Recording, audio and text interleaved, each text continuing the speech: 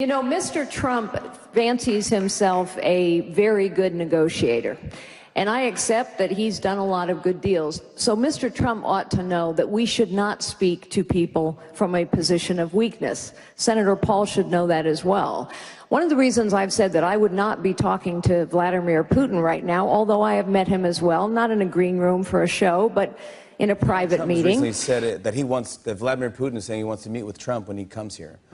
And that he wants to sit down and have a conversation with him. You've met Putin. I have. Well, the two of them have a lot in common, actually. But we'll just leave it at that.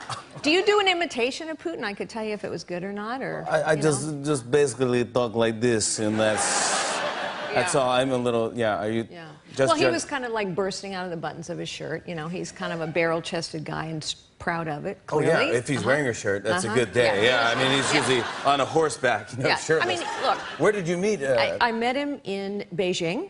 Yeah. We were in sort of a green room setting, actually. The two of us were giving a speech. Each of us were giving a speech at a major economic conference called APEC.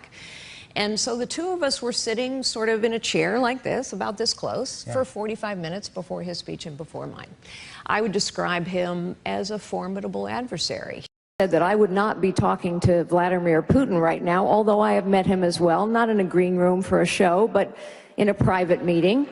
I have sat across a table from Vladimir Putin, just he and I can tell you, having met this man, it is pretty clear to me that a gimmicky red reset button will not thwart his ambition.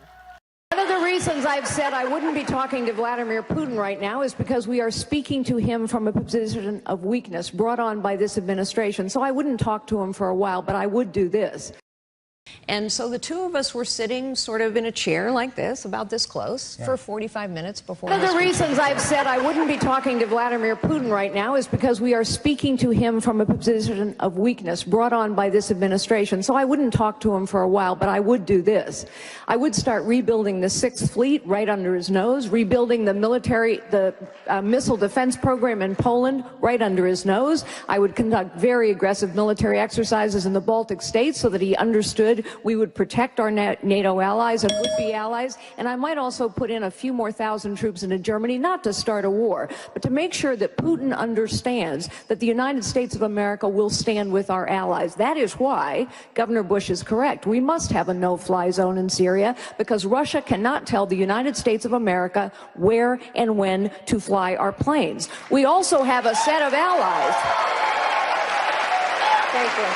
We have a set of allies in the Arab Middle East who know that ISIS is their fight. They have asked us specifically over and over again to support them. King Abdullah of Jordan, a man I've known for a very long time, has asked us for bombs and materiel. The Egyptians are asking us to share intelligence. We are not, I will. The Kurds have asked us to arm them for 3 years. We're not, I would. The Egyptians, the Saudis, the Kuwaitis, the Bahrainis, the Emiratis, the Kurds, all of these people I know, by the way,